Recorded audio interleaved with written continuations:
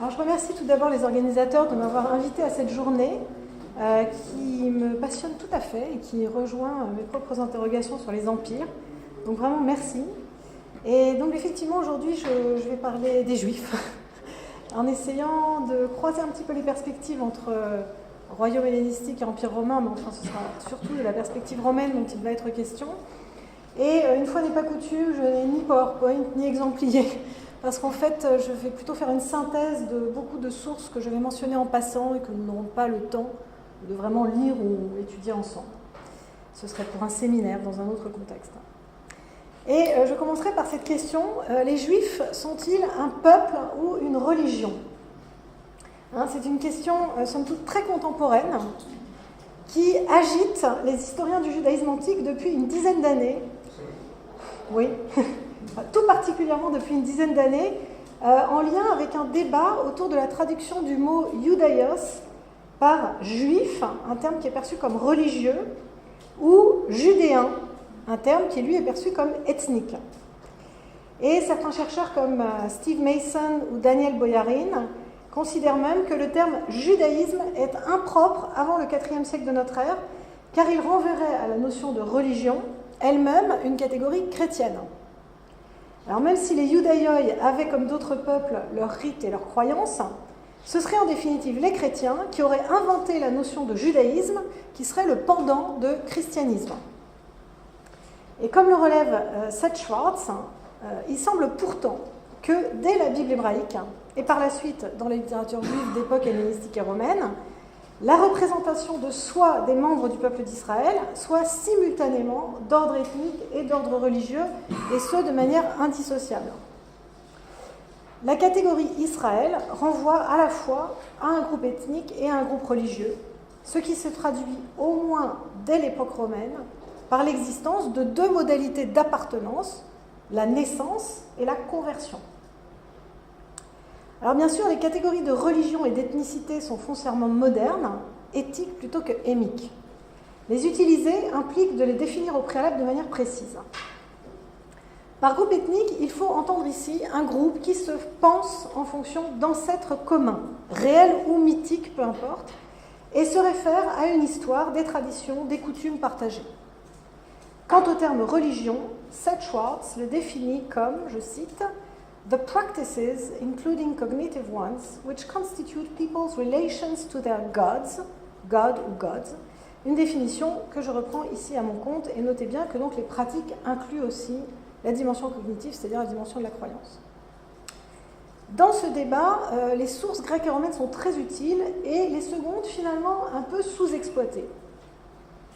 Dans les sources romaines documentant le regard porté sur les Juifs en contexte impérial, c'est-à-dire en fait à partir de 63 avant notre ère, à partir de la prise de Jérusalem par Pompée, les Juifs apparaissent à la fois comme un peuple et comme un groupe religieux, ou encore ils apparaissent comme une gens, presque exclusivement caractérisée par ces coutumes religieuses bizarres et exclusives. L'autre trait caractéristique des Juifs étant leur révolte contre Rome, mais je laisse ça de côté pour l'instant. Alors je vous propose d'examiner successivement ces deux aspects, même s'ils sont intimement imbriqués, et de nous poser chemin faisant la question de la continuité ou de la discontinuité entre les perceptions ethnographiques hellénistiques, produites en contexte séleucide ou lagide, et les perceptions romaines, produites en contexte impérial, entre guillemets, païen, puis chrétien. Les Juifs sont avant tout perçus comme un peuple. Dans son ouvrage The Invention of Racism, Benjamin Isaac note ainsi « The Jews were always called a people, gens, even by those who disliked them ». Et de fait, il ne serait pas venu à l'idée des auteurs romains de nier que les Juifs constituaient un peuple. Toutefois, il s'agissait d'une gens plutôt que d'un populus, terme qui, à l'époque du Haut Empire, impliquait plutôt d'être doté d'institutions civiques. Même si, je dois dire, on trouve quelques usages exceptionnels du mot populus en lien avec les Juifs, chez Troc-Pompée et Pétrone. Alors, le premier texte romain à évoquer la gens des Juifs est le Proflaco de Cicéron, daté de 59 avant notre ère, où il évoque avec mépris ce peuple ou cette peuplade, illa gens, qui a osé s'opposer à Rome en la personne de Pompée lors du siège de Jérusalem de 63 avant notre ère. Varron, cité par Augustin dans la Cité de Dieu, parle quant à lui de manière plus neutre de la gens Judea, dont il approuve le refus de représenter la divinité. Troc-Pompée, résumé par Justin, évoque quant à lui le fait que l'impôt sur le baume avait accru la richesse du peuple, sous-entendu de Judée. À l'époque flavienne, le poète Silius Italicus évoque dans son épopée sur la Deuxième Guerre punique les guerres menées par Titus contre la gens Palestina, le peuple de Palestine. L'inscription de l'Arc de Triomphe, aujourd'hui disparu du Circus Maximus, qui célébrait la victoire de Titus en Judée, spécifiait quant à elle qu'il avait vaincu, littéralement dompté, le peuple des Judéens, ou Juifs, Gentem Judeorum Domunt. Les qualificatifs qui caractérisent la gens des Juifs sont souvent négatifs. Sénèque parle de Sceneratissima gens lorsqu'il évoque le fait que les coutumes juives se répandent parmi les Romains. On va y revenir. La tendance à la dépréciation s'accroît après la première révolte juive contre Rome. Quintilien utilise l'expression perniciosa gens. Et en lien avec l'épisode du conflit entre Antiochos IV et les Judéens, ou peut-être du siège de Jérusalem par Antiochos VII, Tacite traite les Juifs de taeterima gens, qu'on pourrait traduire par peuplade repoussante. Ailleurs, il les décrit comme proiectissima ad libidinem gens, peuple très porté à la débauche. Florus, au IIe siècle, évoquant la conquête de Jérusalem par Pompée, un épisode récurrent, comme vous l'aurez déjà remarqué, parle de peuple impie, impia gens. Au 5e siècle de notre ère, les Juifs représentent une obscena gens aux yeux du poète Rutilius Namatianus, qui évoque encore leur défaite face à Pompée et à Titus.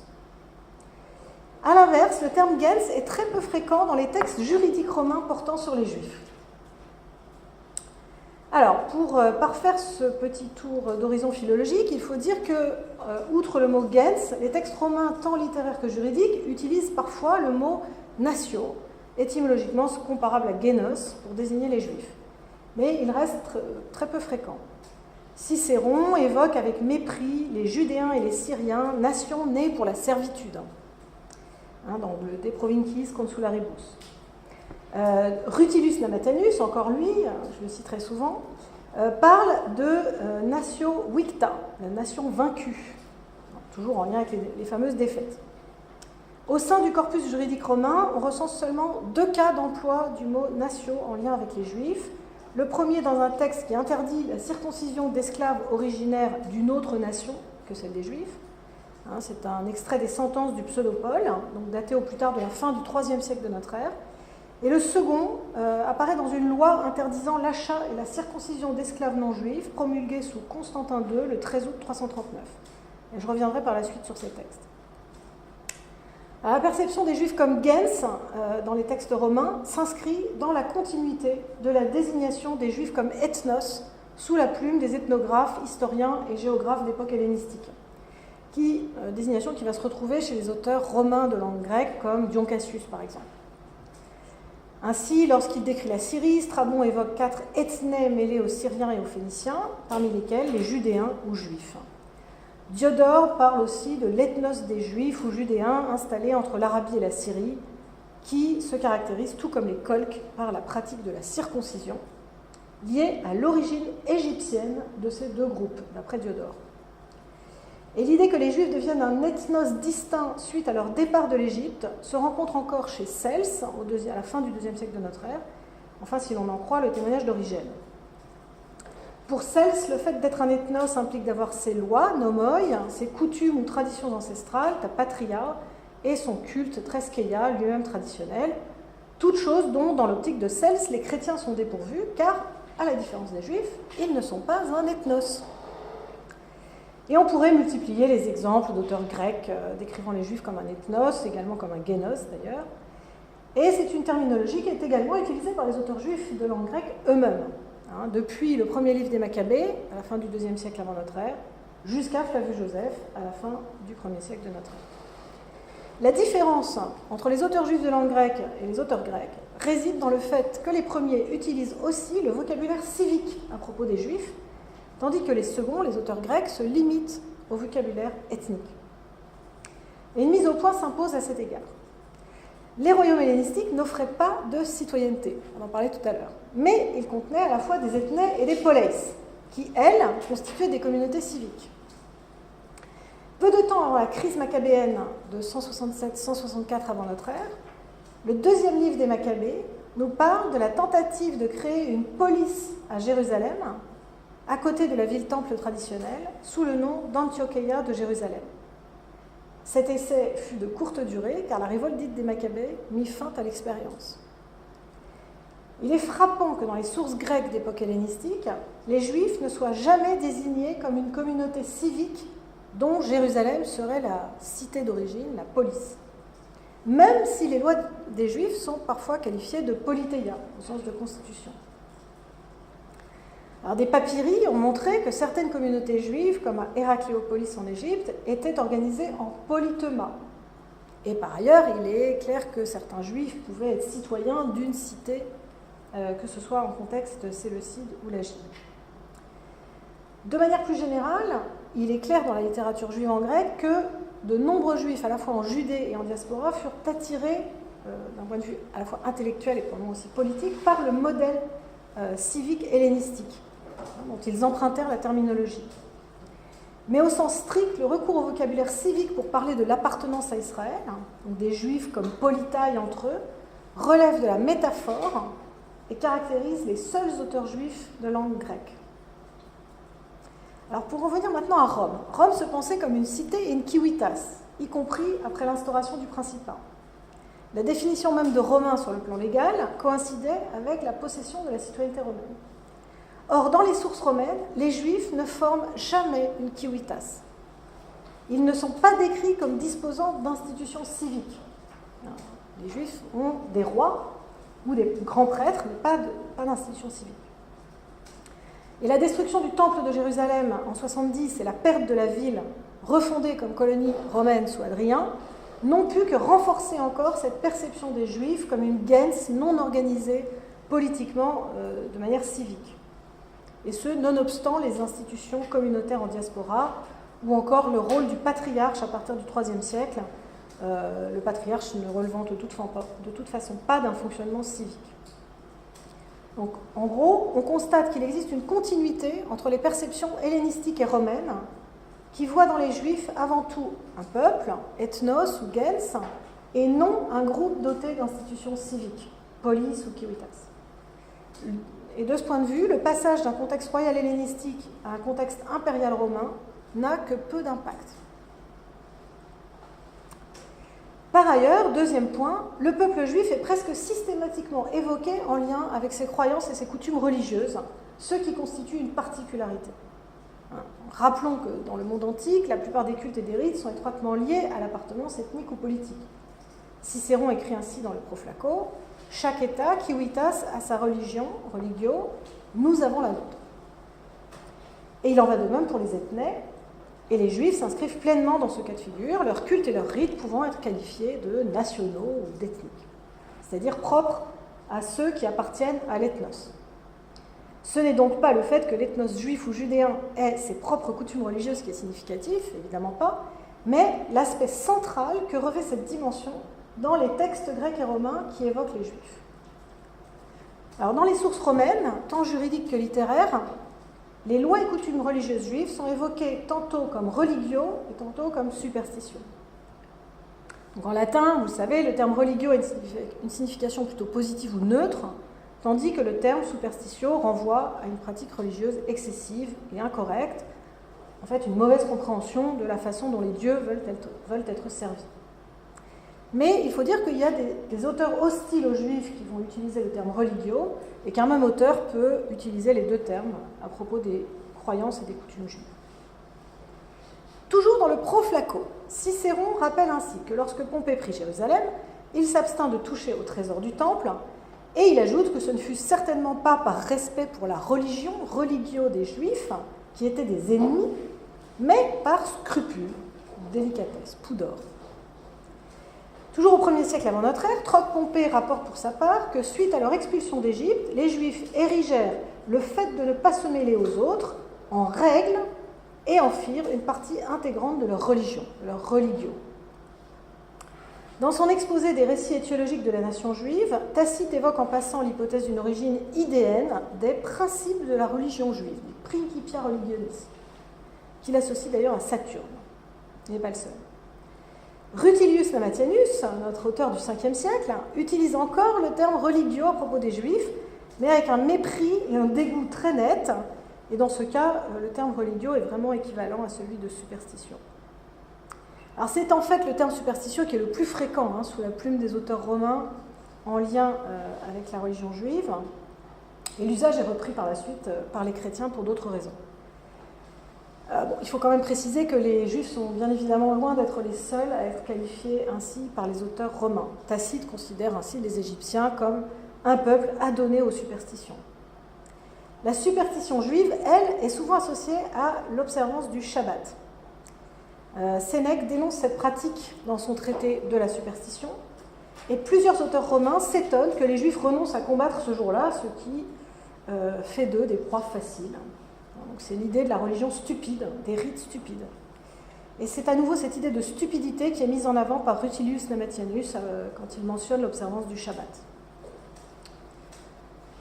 Par-delà l'usage d'un terme ou d'un autre, il est frappant que les textes qui évoquent les Juifs comme une gens le fassent généralement en lien avec la description et le plus souvent la critique des coutumes et croyances religieuses juives. Tel Pline qui évoque la Judea gens contumelia numinum insignis, c'est-à-dire le peuple juif ou judéen qui se distingue par l'outrage fait aux puissances divines. Ce qui est certainement une allusion à l'athéisme juif, au fait de ne pas reconnaître l'existence des dieux des autres. De plus, la plupart des intellectuels romains perçoivent la religion des Juifs comme profondément antagoniste de celle de Rome. C'est même l'ensemble des lois juives qui sont opposées aux lois romaines. Les comportements judaïsants et les conversions de Romains au judaïsme sont donc souvent raillés et parfois perçus comme une menace. La conscience de cet antagonisme remonte à Cicéron, qui déclare, toujours dans le Proflaco, après avoir dit « chaque État a sa propre religion, nous avons la nôtre », alors même que Jérusalem était debout et que les Juifs vivaient en paix, la pratique de leurs rites religieux s'accordait mal avec la splendeur de cet empire, la gravité de notre nom, du nom romain, et les institutions de nos ancêtres. Sénèque, dans son traité de la superstition, écrit pour sa part « Cependant, les pratiques de ce peuple scélérat, cette gens scélérate, ont si bien prévalu qu'elles sont reçues dans tout l'univers. Les vaincus ont donné des lois aux vainqueurs. » Victi victoribus leges dederunt. Alors cette citation rappelle le mot d'Horace, Graecia capta ferum victorem cepit, la Grèce conquise a conquis le féroce vainqueur, mais avec une différence notable quand même entre les deux, qui est que Sénèque met l'accent sur les lois, tandis que le bon mot d'Horace vise plus probablement l'influence sur le plan artistique et philosophique. Or, les lois sont quand même au cœur de la définition de soi romaine. Et que les lois ou coutumes juives soient nuisibles pour l'Empire ressort également d'un passage de l'institution oratoire de Quintilien, rédigé vers 92 de notre ère. Dans le chapitre de l'éloge et du blâme, Quintulien explique que, je cite, « Les enfants font rejaillir leur gloire sur leurs parents, les villes sur leurs fondateurs, les lois sur les législateurs, les arts sur les inventeurs, etc. Inversement, nous détestons aussi le père et la mère des criminels, et les fondateurs de cités ont une mauvaise cote s'ils y ont rassemblé une peuplade pernicieuse pour les autres, tel celui qui fut l'initiateur de la superstition juive. » Donc si Moïse, figure de législateur, est blâmé, et si la gens des Juifs est déclarée pernicieuse, c'est bien parce que les lois juives sont mauvaises et corrompent les mœurs romaines. Alors, même son de cloche chez Tacite, mais en plus virulent. Tacite écrit « Moïse, pour mieux s'attacher à l'avenir le peuple, institua de nouveaux rites opposés à ceux de tous les autres mortels. Là, tout ce que nous révérons est en horreur. En revanche, tout ce qui est impur chez nous est permis. » Alors, on retrouve là le schéma de l'inversion qui est très banal dans la plupart des comptes rendus ethnographiques. Mais le propos de Tacite va plus loin, car au chapitre suivant, il avance que certaines coutumes juives, comme le fait de s'abstenir de manger ou d'avoir des relations sexuelles avec des non-juifs, sont inspirées par une haine généralisée des non-juifs. Adversus omnes alios hostile odium. Passage très connu des histoires, livre 5. En outre, Tacite considère que les personnes converties au judaïsme se sont détournées des lois de Rome et de tous les devoirs envers les dieux, la patrie et la famille. Donc on est dans la rupture à la fois des liens de la fides et de la pietas. Judaïsme et citoyenneté romaine apparaissent ici comme foncièrement incompatibles. Et cela même alors que nous savons qu'à la même époque, il y a des Romains qui sont juifs. Il y a des juifs citoyens romains. Mais on voit cet antagonisme de manière très claire dans les sources, parmi les élites. Alors il faut nous arrêter un instant à la question de la perception romaine de la circoncision, qui joue pour les hommes un rôle essentiel dans le processus de conversion au judaïsme, alors peut-être dès la fin de l'époque hellénistique, et en tout cas à partir du 1er siècle de notre ère. Dans la tradition biblique, la circoncision est présentée comme un signe distinctif d'Israël, alors même que d'autres peuples que les Israélites la pratiquent. Elle constitue un rite d'alliance avec Dieu et revêt par conséquent une signification religieuse autant qu'ethnique. Chez les ethnographes grecs et romains, la pratique juive de la circoncision est souvent expliquée, on l'a vu, par l'origine supposément égyptienne des Juifs. Et chez les auteurs romains du 1er siècle avant notre ère et de notre ère, la circoncision est en outre associée à une activité sexuelle débridée. Elle est souvent moquée par les poètes satiristes, mais, comme l'a montré Pierre Cordier, elle n'est pas assimilée à une forme de mutilation sexuelle avant le IIe siècle de notre ère, même plutôt la fin du IIe siècle de notre ère. Les auteurs postérieurs à la première révolte juive contre Rome, comme Juvénal ou Tacite, mettent aussi en avant le lien entre circoncision et conversion. Juvénal distingue ainsi le cas d'un judaïsant qui observe le Shabbat sans avoir embrassé tous les aspects du judaïsme, de celui de son fils qui, lui, je cite, n'adore rien que la puissance des nuages et du ciel et va jusqu'à se faire circoncire, dédaignant les lois de Rome et ne s'attachant qu'aux droits juifs transmis par Moïse.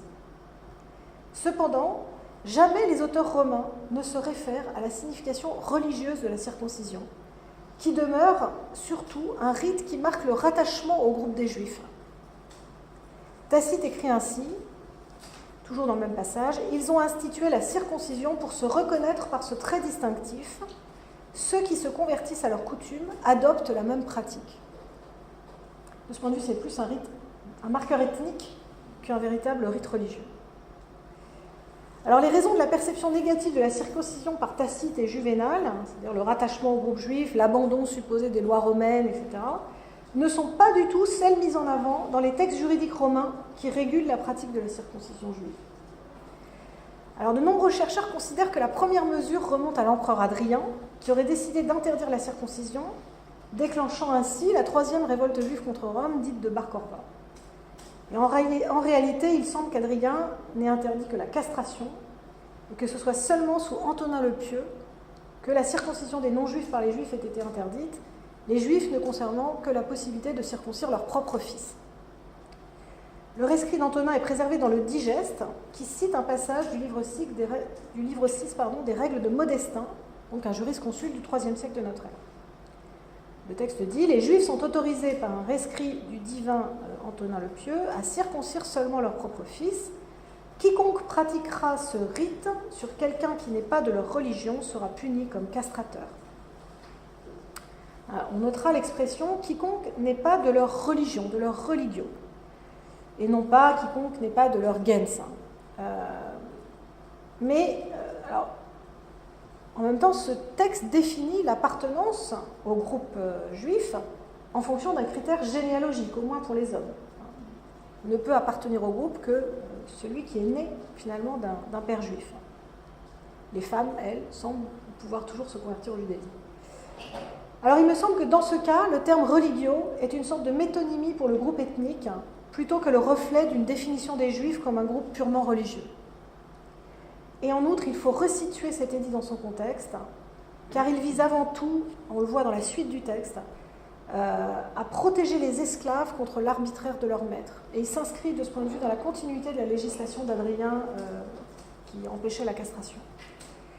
Il s'agit donc avant tout d'empêcher la circoncision d'esclaves non juifs par leur maître juif et non de définir les modalités d'appartenance au groupe juif. Il me semble qu'on ferait un contresens en estimant que ce rescrit d'Antonin visait à définir qui pouvait être juif et qui ne le pouvait pas. J'en viens maintenant à la question des évolutions entraînées par la christianisation de l'Empire. Parmi les textes juridiques romains attribués aux juristes des 3 premiers siècles, on ne compte que 6 textes relatifs aux Juifs, donc c'est très peu. Lorsque Amnon Linder, dans son ouvrage de référence sur les Juifs dans la législation impériale romaine, écrit, je le cite, « Several nouns, mainly religio, superstitio and secta, indicate the ideological background that underlay the official recognition of the Jews as a distinct entity, distinguished from all other social and cultural groups. » Quand il parle ainsi, il parle en fait essentiellement des lois romaines d'époque chrétienne. En effet, le terme secta n'est employé dans les textes juridiques concernant les Juifs qu'à partir de la législation chrétienne. Le terme religio tendant, lui, à être plutôt réservé à la religion chrétienne et tous les autres cultes devenant des formes de superstition. Amnon Linder s'inscrit dans le courant historiographique que j'ai mentionné en introduction, d'après lequel les autorités romaines de l'Empire christianisé auraient évolué vers une perception des Juifs comme membres d'une religion ou d'une secte, et non plus comme membres d'un peuple. Cette définition exclusivement religieuse des Juifs aurait donné naissance à la catégorie même de judaïsme comme religion et aurait eu ultimement un impact sur la manière dont les Juifs se percevaient eux-mêmes. Cette conclusion me semble démentie par la persistance de termes comme gens ou natio dans certains textes. Ainsi, pour revenir à la loi qui interdisait l'achat et la circoncision d'esclaves non juifs, promulguée sous Constantin II, le 13 août 339, celle-ci stipule qu'il s'agit d'un esclave d'une autre secte ou d'une autre nation.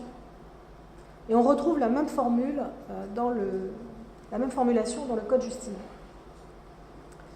Alors il est vrai que la comparaison avec l'interdiction de circoncire un esclave qu'on trouve dans les sentences du Pseudo-Paul au IIIe siècle révèle une différence. Pour parler d'un esclave non juif, le texte des sentences ne mentionne que le cas d'un esclave issu d'une autre nation, ce qui révèle une perception des Juifs avant tout comme peuple.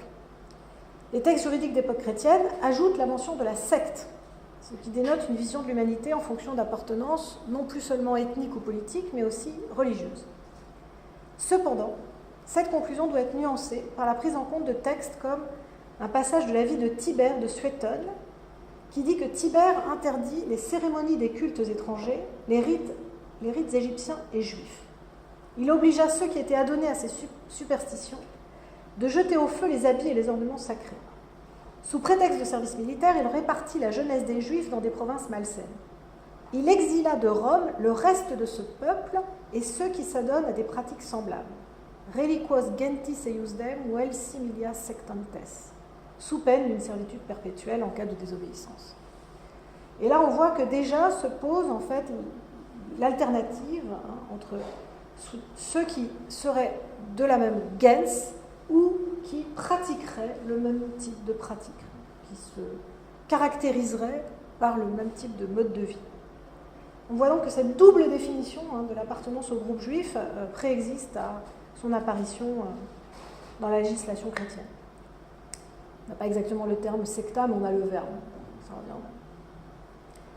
Donc peut-on vraiment défendre l'idée qu'avec la christianisation de l'Empire, le fait d'être juif fut envisagé uniquement sous l'angle religieux dès les 4e, 5e siècles de notre ère ? Rappelons que l'interdiction de la circoncision des non-juifs, attestée dans les sources juridiques romaines dès la fin du IIe siècle de notre ère, suivie de l'interdiction de convertir des chrétiens au judaïsme, attestée de manière systématique surtout à partir des règnes de Gratien et Théodose, limita considérablement la possibilité de la conversion au judaïsme. Alors, maintenant, il faut réfléchir. Si les communautés juives ne pouvaient plus accueillir de convertis, elles étaient renvoyées à un statut de communauté purement ethnique, avec une transmission exclusivement généalogique de l'appartenance. Donc, dans ce cas, la combinaison des lois romaines pré-chrétiennes et chrétiennes aurait conduit à une définition de la judéité sur une base purement ethnique et généalogique, et pas du tout religieuse. Donc, en fait, l'impact de la christianisation de l'Empire sur la perception et la définition des Juifs aurait été exactement à l'opposé de ce qu'avancent la plupart des historiens. Enfin, je pense quand même que cette conclusion serait excessive, ce ne sera pas la mienne, puisqu'en réalité, les lois romaines d'époque chrétienne n'interdisent pas complètement la conversion au judaïsme. En fait, elles ne l'interdisent pas à un païen. Et surtout, elles ne l'interdisent pas à une femme païenne. Seules les femmes chrétiennes, parmi les femmes, ont véritablement l'interdiction de se convertir au judaïsme. Par conséquent, dans la mesure où la conversion demeure possible, en tout cas pour certaines personnes, l'appartenance à Israël ne se définit pas que sur une base généalogique, mais bien aussi en fonction du choix de la religion ou du mode de vie. Les deux modalités d'appartenance évoquées au début de cette communication, la naissance et la conversion, demeurent, y compris dans le contexte de l'Empire romain chrétien. En définitive, pour ce qui est de la question que j'ai voulu aborder aujourd'hui dans cette communication, la christianisation de l'Empire romain au IVe et Ve siècle n'a pas radicalement changé la perception des Juifs.